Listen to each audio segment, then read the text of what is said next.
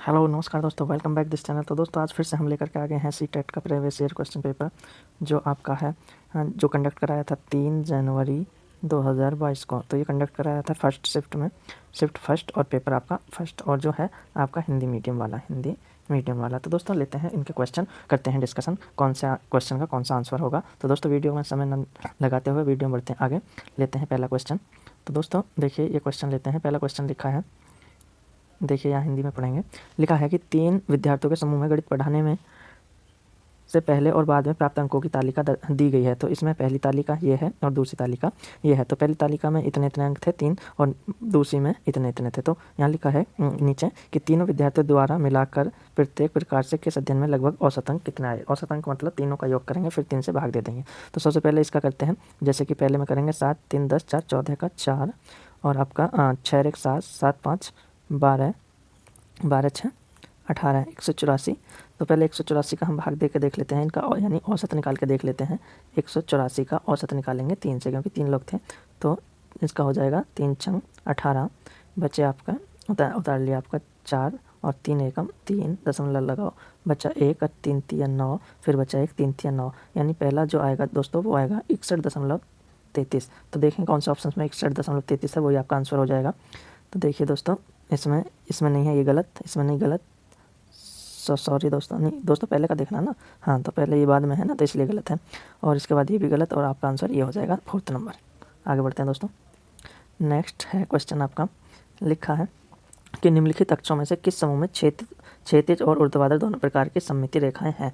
क्षैतिज और ऊर्ध्वाधर इस तरह से, यानी ऐसे कहेंगे दोस्तों कि ये देखना है कि कौन सा ऐसा समूह है इनमें कि जिसकी क्षैतिज और ऊर्ध्वाधर रेखा खींचने पर जो है सेम सम्मति प्राप्त हो, यानी आधी सम्मति प्राप्त हो। जैसे कि यहाँ पे पहले में देखेंगे, यदि सी को यदि हम काटें, ऐसे काटें तो मिल जाएगा, ऐसे काटें नहीं मिलेगा, ये गलत हो जाएगा।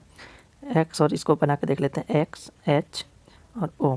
दोस्तों ऐसे काटें तो आधा मिलेगा, ऐसे काटें तो आधा मिलेगा। ऐसे इसमें एच में ऐसे काटें आधा, ऐसे काटें तो आधा, ओ में ऐसे काटें आधा, ओ में ऐसे काटें आधा। तो इसलिए आंसर आपका 2 हो जाएगा। इसके बाद आगे चलते हैं। नेक्स्ट क्वेश्चन है आपका दोस्तों, लिखा है कि राकेश और सानिया आपस में चर्चा कर रहे हैं। राकेश कहता है त्रिज्या व्यास की दुगनी होती है। क्या दोस्तों, एक सर्किल है इस तरह से, और आप जानते हैं सर्किल का बीच वाला बिंदु केंद्र होता है, और इधर आपकी त्रिज्या होती है, और इसे पूरा कर देते हैं तो ये व्यास बन जाता है। तो यहाँ पर लिखा है कि राकेश कहता है त्रिज्या व्यास की दुगनी है, यानी ये वाली त्रिज्या जो है व्यास की दुगनी है। दोस्तों व्यास की दुगनी नहीं है, जबकि आधी है, देख रहे होंगे। और सानिया कहती है त्रिज्या व्यास की आधी है, तो इसलिए सानिया सही कह रही है। कौन सही कह रही है? सानिया सही कह रही है, सानिया राइट कह रही है। तो सानिया 2 नंबर पर है, सानिया सही कह रही है, ये आंसर हो जाएगा। इसके बाद आगे चलते हैं, आगे भी अच्छा है क्वेश्चन, ऐसे देखेंगे दोस्तों। लिखा है कि अरीबा अंग्रेजी अक्षरों और गणितीय अंकों में कोण ढूंढती है, निम्नलिखित में किस समूह में उसे केवल समकोण। तो दोस्तों इस पर ध्यान देंगे, केवल समकोण होता है दोस्तों ये आपका 90 अंश का, कितने का? 90 अंश का। तो देख लेंगे के की बात करें, यदि के को ऐसे बनाते हैं तो इसमें समकोण नहीं मिलेगा। एक्स की बात करें, एक्स में भी नहीं मिलेगा। एच में बात करें, यदि एक्स को ऐसे बनाते हैं समकोण मिलता, और 5 में होगा नहीं इसमें कुछ। और ई को यदि ऐसा बनाते हैं इस तरह से, तो इसमें भी समकोण मिलता है। तो ये भी आंसर 3 नंबर का आपका हो जाएगा। आगे चलते हैं दोस्तों। हाँ नेक्स्ट क्वेश्चन है, लिखा है किसी संख्या के गुणनखंड होते हैं।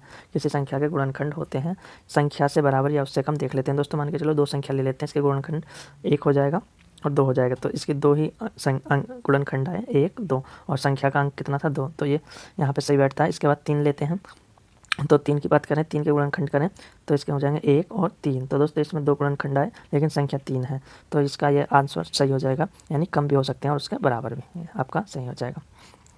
आगे दोस्तों नेक्स्ट चलते हैं।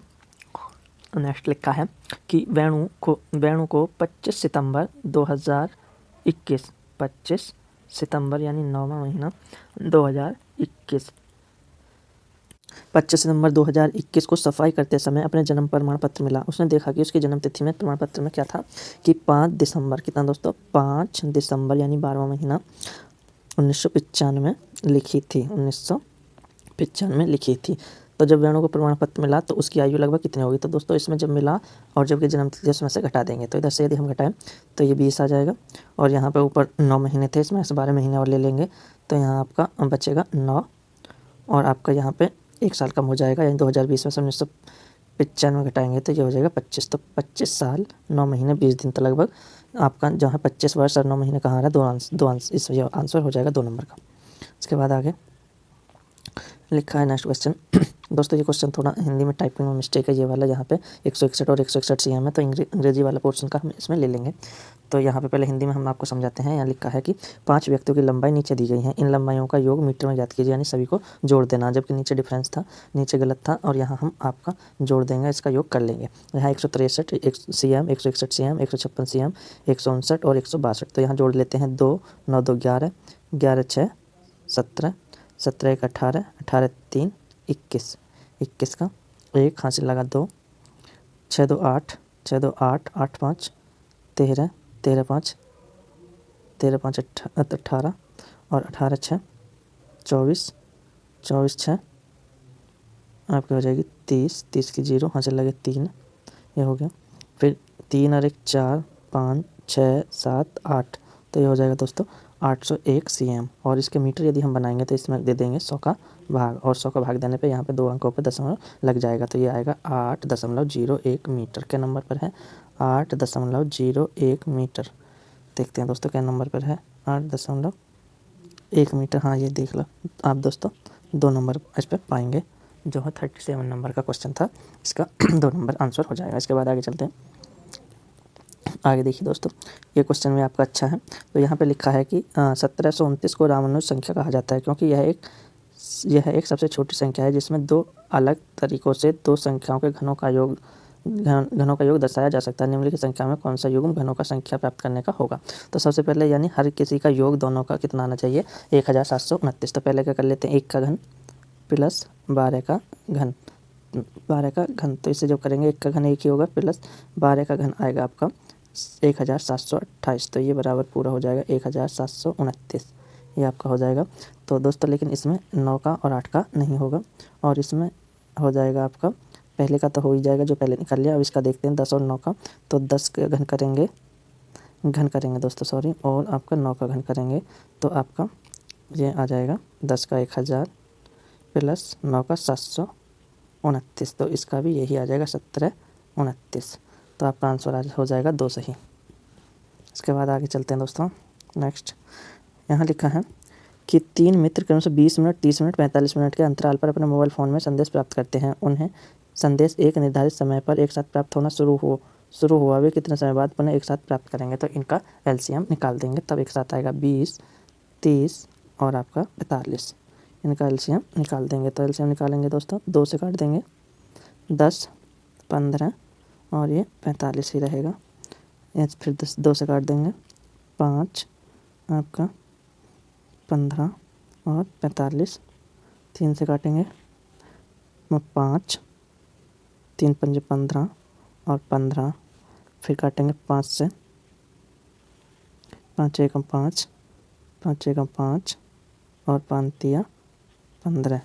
अब इसको लेके गुणा कर लेंगे, 3 पंजे 15 और 15 दूनी 30, 15 45, 45 गुणा 4, 4 पंजे 20 और 4 4 चौक 16, 2 18, 180 मिनट, यानी कि इसके बनते हैं 3 घंटे, 6 तिया 18। ये हो जाएगा ऑप्शन 4 नंबर।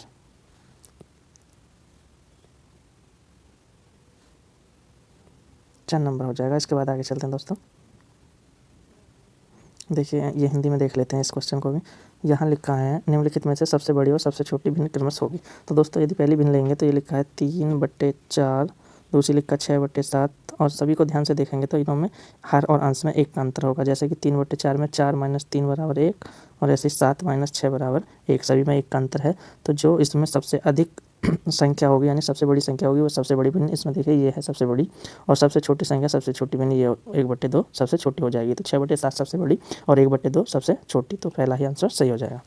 आपको आगे बढ़ते हैं। इसके बाद ये देखिए ये बहुत अच्छा क्वेश्चन है दोस्तों। ये 2 तरीके से हो जाएगा। पैटर्न को देखिए तथा खाली जगह में बताइए, लिखिए संख्या क्या आएगी। तो ये ध्यान से देखें, तो यहाँ 1 और 2 यानी सॉरी दोस्तों, एक तरीका तो यह है कि इन्हें आपस में जोड़ दिए, 1 और 3 बराबर 4, 1 3 4 5 9, ये हो जाएगा।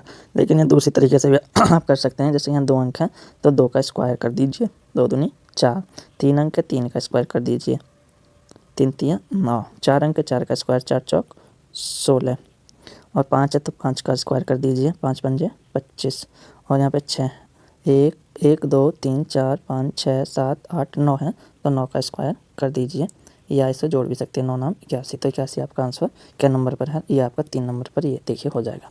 आगे चलते हैं दोस्तों।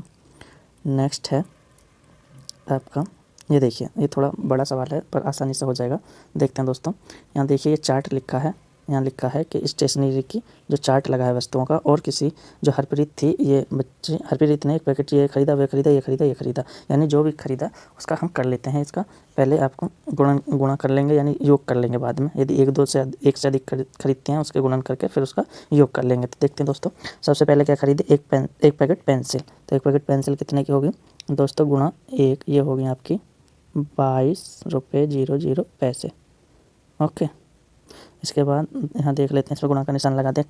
कलम का पैकेट कितना खरीदा? 2 पैकेट। कितने? 2। तो इसमें 2 की गुणा कर देंगे दोस्तों, ये आ जाएगा आपका 37, 74 और एक 75, 75 आ जाएगा दोस्तों ये। इसके बाद आगे देखते हैं, 3 रबड़, 3 की गुणा इसमें कर देंगे, 3 रबड़ की 3 की गुणा इसमें कर देंगे, तो ये आपका आ जाएगा 3 3 9 और 10 10.50 आ जाएगा। इसके बाद एक शार्पनर कितने का है? 4.5 रुपये का, तो ये आ जाएगा 04.50। इसके बाद शार्पनर होगा पेस्टल शीट, कितने थे? पेस्टल शीट 2 पैकेट, ये आपकी 2 पैकेट हैं, 2 की गुणा हो जाएगी, तो ये आपकी 0.0 तो 8 16 का 6, 2 चौका 18 1 9। इसके बाद ये आपका कितना है? एक रेखनी जो है कितनी है? यहाँ लिखा है एक रेखनी का मतलब 1 की गुणा, तो ये हो जाएगा आपका 10.00 पैसे। अब इनका योग हम कर लेते हैं। तो दोस्तों 0 5 5 10 की 0, 6 1 7 7 7 4 7 4 11 11 5 19 19 2 21 21 का 1। फिर से देख लेते हैं दोस्तों, 6 4 10 और 1 11, 6 4 10 और 1 11 11 5 16 11 5 16। फिर से देख ले, 6 4 10 10 2 12 12 5 17 17 का 18 का 18 का दोस्तों, 18 का 8 हाथ से लगा 1 और 9 और 1 10 10 और 1 हाथ से लगा 11 12 12 और 2 14 14 7 21 218 रुपये आएगा दोस्तों। 218 देख लेते हैं कौन से ऑप्शन में, तो आपका 218 है ये पहला ऑप्शन। आगे चलते हैं दोस्तों। नेक्स्ट चलते हैं दोस्तों। ये देखिए, ये भी अच्छा क्वेश्चन है दोस्तों, थोड़ा सा स्थानीय मान का। तो यहाँ लिखा है कि 1001 को स्थानीय मान का नहीं दोस्तों, भाग दे करके इसमें शेषफल ज्ञात करना। तो 101 का भाग हम देंगे 10011 में, यानी 101 का भाग देंगे हम कितने में? 10,011 में, तो दे देंगे। तो देखिए, 1 अंक 2 अंक 3 अंक, यहाँ के लेंगे 1 अंक 2 अंक 3 अंक, तो ये इससे बड़ा है इसलिए 4 अंकों तक हम गुणा करेंगे। तो नम्मा कर लेंगे, 1 नम्मा 9, 1 0 0 1 नम्मा 9, घटा देंगे। आपका बचा 2, यहाँ बचा 9 और यहाँ बचा 0, उतार लेंगे 1, ये भी 9 आ जाएगा नम्मा, ये हो जाएगा 909 यानी 909। फिर घटाएंगे 2 और बचेगा 1, तो आगे संख्या है नहीं, और ये आ जाएगा आपका शेषफल। और शेषफल इसमें पूछा गया कितना आया? 12, तो 12 के नंबर पर 3 नंबर पर। आगे चलते हैं दोस्तों। लिखा है कि वह न्यूनतम संख्या चुनिए जो पूर्ण वर्ग है और प्रत्येक संख्या 16 20 24 से भाग दी जाती हो, यानी इनमें से ऐसी संख्या चुनिए जो पूर्ण वर्ग भी हो, सबसे छोटी हो और आपकी 16 20 24 से भी कट जाती हो। सबसे पहले देखें तो 16, ये 1600 4 से पूर्ण वर्ग हो जाएगी 40, ये 60 और ये आपका 80 और आपका ये 12 यानी 100 लगभग 12 में 144, ये हो जाएगा। लेकिन सबसे पहले इनकी हम सबसे छोटी ले लेंगे। सबसे छोटी संख्या यदि देखें तो आपकी 1600 है। यदि हम इसे काटें 16 से तो कटी जाएगी दोस्तों, 1600 20 से भी कट जाएगी। लेकिन यदि 24 से काट के देखें तो 1600 बटे ऐसे कर सकते हैं इसे 8 गुणा 3 यानी 8 3 24, तो 8 दूनी 16 और ये आपका 200 बचेगा। 200 को यदि हम 3 से काटें दोस्तों, 200 को यदि 3 से काटेंगे तो 3 छंग 18 और आपके 2 बचे 3 छंग 18 दोस्तों, नहीं कटेगा पूरा, तो ये नहीं होगा ऑप्शन। इसके बाद 3600 को देख लें, 16 से कट जाएगा, 20 से भी कट जाएगा और 24 से देख लेते हैं 3600 को दोस्तों। तो 3600 को यदि हम करें वो कर लेते हैं 8 3 24 ऐसे कर लेते हैं। तो जैसे कि ऐसे काट देते हैं, 3 1 3 और 3 दूनी 6 00, तो ये हो गया 1200 बटे 8। तो 8 से काटें यदि 8 दूनी 8 1 8, बच्चा कितना आपका 4 बच्चा, 8 पंजे 40 और 0, तो ये पूरा कट जाएगा। तो ऑप्शन आपका यही हो जाएगा क्योंकि सबसे छोटी संख्या चाहिए थी। आगे देखते हैं दोस्तों, नेक्स्ट क्वेश्चन कौन सा है। तो नेक्स्ट क्वेश्चन है कि ये देखिए, अच्छा क्वेश्चन है। ये लिखा है कि ये देखिए, ये संख्या लिखी है इकाई, दहाई, सैकड़ा, हज़ार, 10,000, लाख, यानी 7,86,364 में 7,86,364 में दोनों छः के स्थानीय मानों का गुणनफल बताइए। तो पहले का 6 का मान देखिए, इकाई, दहाई, सैकड़ा, हज़ार पर, तो यानी 6,000 हो जाएगा। और दूसरा इकाई, दहाई, सैकड़ा यानी 60 हो जाएगा। इकाई दहाई पर, सॉरी, सैकड़ा भी नहीं है, इकाई और दहाई पर है। तो इसकी गुणा यदि हम कर देंगे तो 0 1 2 3 4 0 6 6 36, तो ये आपका आ जाएगा 3640। तो ये 3 नंबर पर है दोस्तों। आगे चलते हैं। नेक्स्ट क्वेश्चन नंबर आपका 46। तो ये देखिए दोस्तों, व्यवहारिक क्वेश्चन आगे, यानी पेडागोजी रिलेटेड। तो यहाँ पर देखिए, ध्यान से सुनेंगे और ध्यान से समझेंगे। यहाँ देख लेते हैं कि कौन सा आपका, देखिए सबसे पहले पढ़ लेते हैं क्वेश्चन। लिखा है, एक गणित की अध्यापिका ने अपनी कक्षा के समक्ष निम्न प्रश्न रखा। कौन सा? 4 अंकों की 7 8 4 6 को लीजिए, यानी 4 अंक लीजिए। इस तरह 4 अंकों की सबसे बड़ी और सबसे छोटी संख्या बनाइए। मान के चले सबसे बड़ी है, यानी पहले सबसे छोटी बना लेते हैं और फिर बड़ी बनाएंगे। तो सबसे बड़ी, यानी दोस्तों सबसे छोटी बनाने के लिए हम लेंगे सबसे छोटा अंक 4, फिर इससे बड़ा 6, फिर इससे बड़ा 7, फिर 8, और सबसे बड़ी की बात करें, ये आपकी छोटी हो गई। और सबसे बड़ी की बात करें, सबसे बड़ा अंक 8, फिर 7 और फिर 6 और फिर 4, ये सबसे बड़ी हो जाएगी। आगे पढ़ते हैं। छात्रों को विविध जवाब के बाद वे छात्रों से पूछती हैं, आपने जो 2 संख्या बनाई हैं उनमें अंकों के क्रम के बारे में सोचिए। क्या आप बता सकते हैं कि सबसे बड़ी और सबसे छोटी संख्या कैसे बनी? आपकी अपनी क्रियाविधि लिखिए, यानी अपनी क्रियाविधि लिखिए। तो दोस्तों वैसे तो देखेंगे आप, इसमें संख्याओं का आरोही अवरोही क्रम का प्रयोग हुआ है, लेकिन दोस्तों इसके आंसर आपको आगे देखना होंगे कि किस तरीके से इन्होंने क्वेश्चन किए हुए हैं, यानी आंसर दिए हुए हैं। तो सबसे पहले ले लेते हैं, 1 नंबर पर लिखा है, छात्रों को अपने ही उत्तरों को खुद आंकने के लिए कहकर शिक्षिका छात्रों को आंकने में लगने वाले समय को बचा रही है। ये बिल्कुल गलत है, ये नहीं होगा। शिक्षिका छात्रों को कक्षा में अनुशासन बनाए रखने, ये भी नहीं होगा। शिक्षिका छात्रों द्वारा दिए गए उत्तरों में सम्मिलित उनकी चिंतन प्रक्रिया को समझना चाहती है। बिल्कुल दोस्तों, वे चाहती है कि बच्चे कितनी चिंतन प्रक्रिया कर सकते हैं। ये आपका आंसर सही हो जाएगा। इसके बाद आगे चलते हैं। नेक्स्ट लिखा है निम्नलिखित में से कौन सा रचनात्मक आकलन के लिए प्रयोग नहीं होता? दोस्तों नहीं होता। रचनात्मक आकलन के लिए छात्रों का जो पोर्टफोलियो होता है उसमें सभी छात्र की क्रियाविधि, रचनात्मक कार्य सब होते हैं। उप आख्यात्मक अभिलेख में भी ये सब होता है, लेकिन शतांत परीक्षा में ये नहीं होता। इसमें परीक्षा में नहीं होता, क्षेत्र भ्रमण में ये सब होता है। तो इसलिए इसमें आंसर आपका 3 नंबर हो जाएगा। 3 नंबर आंसर हो जाएगा। इसके बाद आगे चलते हैं दोस्तों। नेक्स्ट है, लिखा है, एक गणित अध्यापक अपने छात्रों के समक्ष निम्नलिखित इमारती प्रश्न या शब्द समस्या रखते हैं।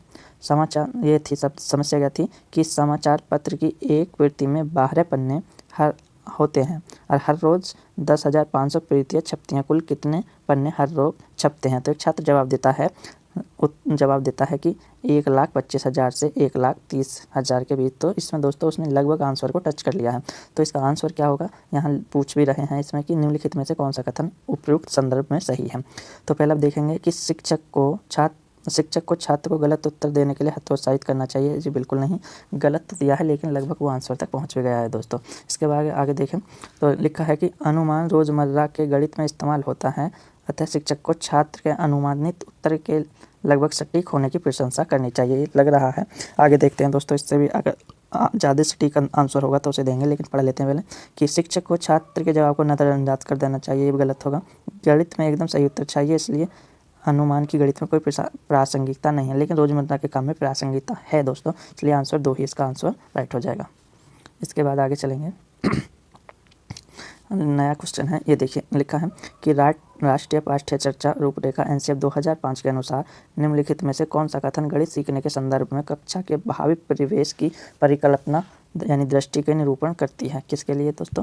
कि गणित के संदर्भ में भावी परिवेश। तो देख लेते हैं ऑप्शंस क्या हैं कि छात्र समूहों में काम कर रहे वास्तविक जीवन की परिस्थितियों के साथ संबंध जोड़ते हुए प्रश्नों को हल करने के लिए विभिन्न रणनीतियाँ खोज रहे हैं। दोस्तों ये सही है। अभी आगे और पढ़ लेते हैं। छात्र पाठ्य पुस्तक के अभ्यासों को हल कर रहे हैं जो शिक्षक द्वारा हल किए गए उदाहरणों पर आधारित है। दोस्तों बस उदाहरण तक ही सीमित नहीं रहना, ये गलत हो जाएगा, इसलिए आगे देखें। शिक्षक अधिगम प्रक्रिया का मनन कर रहे हैं और गलतियों को अधिगम के अवसरों के तौर पर देखते हैं। दोस्तों गलतियाँ अधिगम का ही हिस्सा होती हैं, इसलिए ये भी आंसर आपका ठीक होगा। और नंबर 4 पर यानी डी नंबर पर लिखा है, छात्र प्रश्नों को हल को श्यामपट्ट यानी ब्लैक बोर्ड से नकल कर लिख रहे हैं। ये नकल करना भी नहीं होगा, तो इसमें आपका हो जाएगा ए और सी। और ए और सी कौन से नंबर पर है दोस्तों? 3 नंबर पर है। ये आपका आंसर हो जाएगा ए और सी। इसके बाद आगे चलते हैं। नेक्स्ट लिखा है कि एक प्राथमिक स्कूल की गणित की अध्यापिका चाहती है कि उसके छात्र दैनिक जीवन में सूचना को सुव्यवस्थित करने, निरूपित करने और अर्थ निकालने के लिए आंकड़ों के प्रबंधन की प्रशंसा करें। निम्नलिखित में कौन सा अध्यापिका को अधिगम के परिणाम प्राप्त करने में सहायता करेगा? यानी उसे क्या है कि आंकड़े निरूपित कर सके, ये सब क्रिया चाहिए, उनका प्रबंधन कर सके। तो क्या किस तरह से कर सकता है दोस्तों? तो पहला लिखा है, पाठ्य पुस्तकों में हल किए हुए उदाहरणों पर चर्चा करके देख लेते हैं आगे।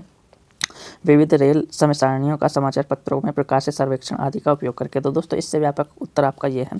आगे भी देख लेते हैं। आंकड़ों के निरूपण के विभिन्न तरीकों व्याख्या नहीं करनी दोस्तों, उनको आंकड़ों को निरूपित करने के विविध औपचारिक तरीकों, औपचारिक प्राथमिक पे नहीं आएगा। तो आंसर यही दो आपका आंसर ठीक हो जाएगा। आगे चलते हैं। नेक्स्ट आपका लिखा है कि देखिए, निम्नलिखित में कौन सी रणनीति प्राथमिक कक्षा, ध्यान रखिए प्राथमिक कक्षा में भिन्न की संकल्पना को प्रस्तुत करने के लिए अति उपयुक्त है। तो इसमें संकल्पना को अति उपयुक्त बताना है दोस्तों। ये पहले बताया गया है कि श्यामपट्ट यानी ब्लैक बोर्ड पर भिन्नों को p/q के रूप में लिखकर जहां q बराबर 0 नहीं है चिन्हों को समझाना। ये ठीक है, लेकिन दोस्तों प्राथमिक स्तर के लिए ठीक नहीं होगा। यदि इससे भी उपयुक्त आंसर होगा उसे हम चुनेंगे।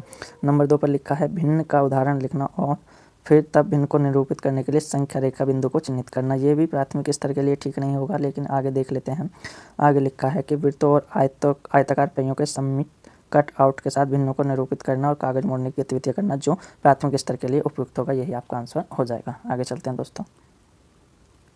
नेक्स्ट चलते हैं। नेक्स्ट लिखा है कि गणित की अपनी शब्दों और चिन्हों की भाषा है, जो छात्र की दैनिक भाषा से बहुत दूर है। दिए गए कथन के संदर्भ में निम्नलिखित में कौन सी अति उपयुक्त पंक्ति होगी, ऐसे कह सकते हैं। तो दोस्तों पहला देखें तो लिखा है कि शिक्षक को विद्यार्थियों की गणित में इस्तेमाल होने वाली शब्दावली और चिन्हों को स्मरण करने की सहायता करनी चाहिए। दोस्तों स्मरण का मतलब हो गया रटना, और रटना बाल केंद्रीय शिक्षा में नहीं आता। इसके बाद आगे चलते हैं। शिक्षक को गणितीय समस्याओं को संदर्भित करना चाहिए और गणित को विद्यार्थियों के जीवन के अनुभव भाग बनाना चाहिए, जीवन के अनुभव का भाग बनाना चाहिए। ये 2 नंबर लग सकता है दोस्तों, और इससे भी अगर अधिक उपयोगी होगा तो देख लेते हैं, लेकिन मुझे 2 ही नंबर लग रहा है मेरे को। देखिए दोस्तों, इसके बाद आगे देखते हैं। गणित भाषा को सीखने में विद्यार्थियों की सहायता है, तो शिक्षक केवल इमारती प्रश्न, ये गलत, और सूत्र का चार्ट ये भी गलत। तो इसलिए आपका आंसर हो जाएगा 2 नंबर आपका सही हो जाएगा। इसके बाद आगे चलते हैं 53 पर। तो लिखा है दोस्तों कि एक 5वीं कक्षा की छात्रा द्विमीय आकृति यानी 2D आकृतियों का उनके गुणों के आधार पर श्रेणियों में वर्गीकरण कर पाती है। ज्यामिति विकास की वैन हेले सिद्धांत के अनुसार वह छात्रा ज्यामिति विवेचना के किस स्तर पर है? विश्लेषणात्मक स्तर पर है दोस्तों, क्योंकि वो उसके गुणों के आधार पर पहचान लेती है। आगे चलते हैं दोस्तों। आगे लिखा है नेक्स्ट क्वेश्चन, एक प्राथमिक कक्षा के गणित अध्यापक अपने छात्रों के समक्ष निम्नलिखित शब्द समस्या रखते हैं। कौन सी? समीना 9 बजने पर 10 मिनट पर सो जाती है, यानी 9 बजने पर 10 मिनट का मतलब हो गया दोस्तों 8:50 पर।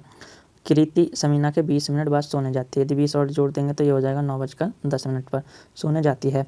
कृति किस समय पर सोने गई है? एक छात्र ने जवाब दिया 20, उसने समझाया। प्रश्न में कहा गया है कि कृति 20 मिनट बाद बिस्तर पर गई है, तो उत्तर इसलिए 20 जवाब होगा। तो ये छात्र ने कहा, लेकिन ये पूछना चाह रहे हैं कि न्यूमैन के अनुसार छात्रों द्वारा दिया गया उत्तर उदाहरण है। किसका उदाहरण है? अवबोध अर्थबोध त्रुटि का, क्योंकि दोस्तों वह अर्थ को नहीं समझ पाया, इसलिए अवबोध अर्थबोध त्रुटि का ही ये आपका उदाहरण होगा। आगे चलते हैं दोस्तों। नेक्स्ट क्वेश्चन लिखा है कि राष्ट्रीय पाठ्यचर्या रूपरेखा 2005 पर बल देता है कि स्कूल गणितीय गतिविधि आधारित हो सकता है। स्कूल गणित किस पर हो सकता है आधारित? गतिविधि गणित आधारित हो सकता है।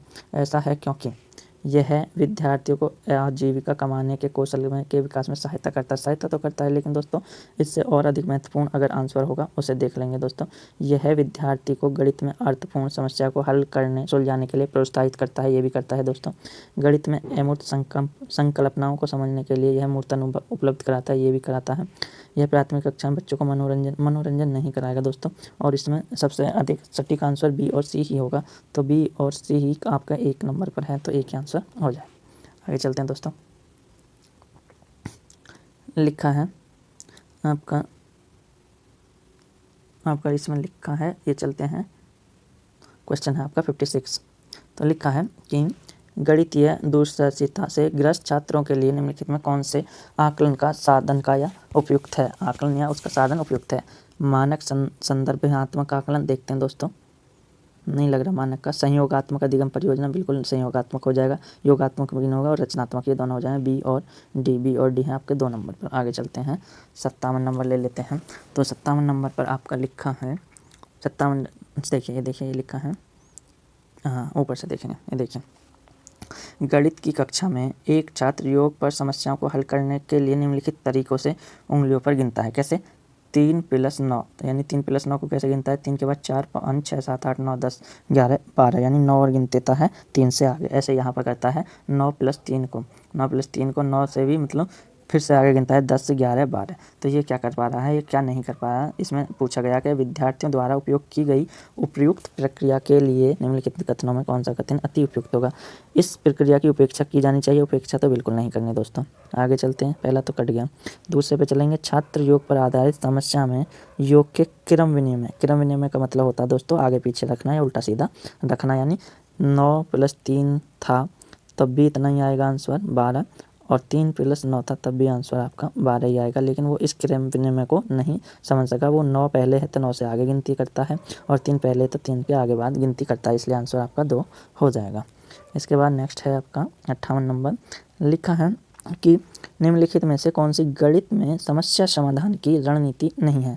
कौन सी नहीं है? पश्चिगामी रूप से हल करना, चित्रात्मक निरूपण करना, रट कर याद करना, समय करना, ये आपकी नहीं होगी, यही आपका आंसर ठीक हो जाएगा। आगे नेक्स्ट चलते हैं दोस्तों। लिखा है कि एक गणित के अध्यापक अपने छात्रों के समक्ष एक प्रश्न रखते हुए या प्रस्तुत करते हुए कहते हैं पूर्णांकों का एक जोड़ा लिखिए जिसका योगफल ऋणात्मक हो। उपयुक्त प्रश्न कहलाएगा। कैसा कहलाएगा ये प्रश्न? कैसा कहेगा? खुले अंत वाला या खुले सिरे वाला? देख लेते हैं दोस्तों। मान के चलो 2 पूर्णांक ले लेते हैं, मान के चलो एक 10 ले लिया, और दूसरा माइनस वाला ऋणात्मक, यानी ज़्यादा लेना पड़ेगा, मान के चलो 12 ले लो, तो ये आएगा -2। और यदि हम ऐसे ले लेते हैं -8 और +3, तो भी कितना आएगा ऋणात्मक का? ऋणात्मक 5। तो ये देखिए दोस्तों, एक ही आंसर नहीं आया, इसका क्या आंसर आया, इसलिए ये हो जाएगा खुले सिर वाला प्रश्न, खुले सिरे वाले प्रश्न। इसके बाद लास्ट क्वेश्चन है दोस्तों। लास्ट क्वेश्चन लिखा है कि गणित में हम प्रत्यक्ष वस्तुओं से धन पूर्णांकों के समुच्चय के मूर्त रूप को समझते हैं। इस समुच्चय में हम शून्य सम्मिलित करते हैं और पूर्णांकों का समुच्चय प्राप्त होता है। इस समुच्चय में हमने ऋणात्मक संख्याओं को सम्मिलित किया। पूर्णांक समुच्चय को पाने के लिए पूर्णांकों में हमने धनात्मक ऋणात्मक भिन्नों को जोड़ा। परिमेय संख्या का समुच्चय पाने के लिए उपयुक्त कथन प्रतिबंधित करता है। तो ये पद गणित के पदानुक्रमित स्वभाव को इंगित करता है, क्योंकि यह पदों पर रिलेटेड है। तो मिलते हैं दोस्तों नेक्स्ट वीडियो में, तब तक के लिए धन्यवाद।